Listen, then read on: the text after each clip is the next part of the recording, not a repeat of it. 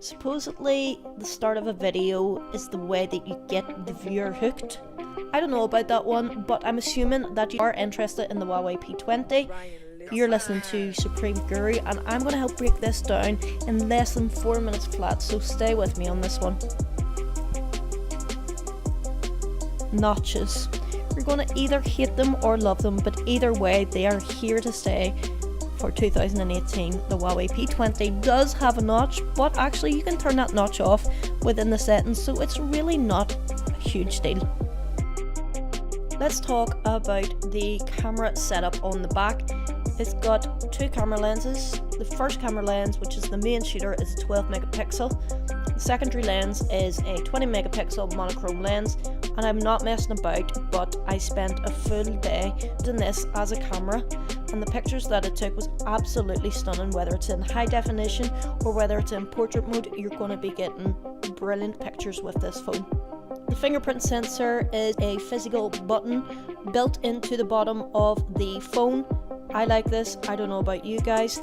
And also it charges on USB Type-C. The Huawei P20 uses their EMUI, their own user face. Some people absolutely love it, some people absolutely hate it.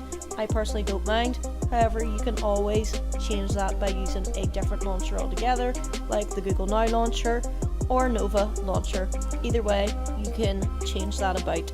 It's also running on Android 8.1, which is the latest version of Android, so this is something not to be sniffed at.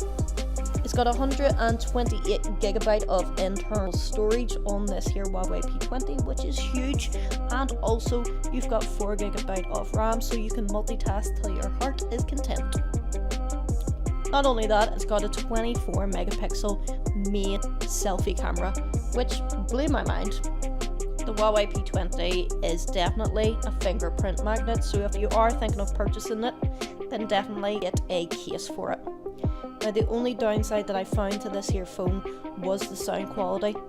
The level of the volume that came out of it wasn't great, and that's partly because it's a mono speaker, but that is the only downside that I found to this phone.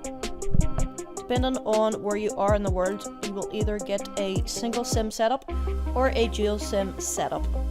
The screen is 5.8 inches. Now that we got the specs out of the way, I just want to spend less than a minute talking to you about my experience with the Huawei P20. So, I spent a day with the Huawei P20 and I used the camera to its full extent.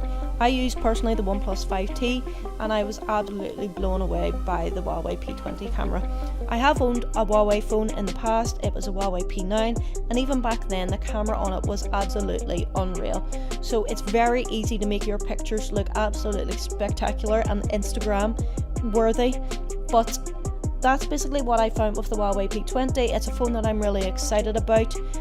I hope you enjoyed this video. I tried not to ramble too much.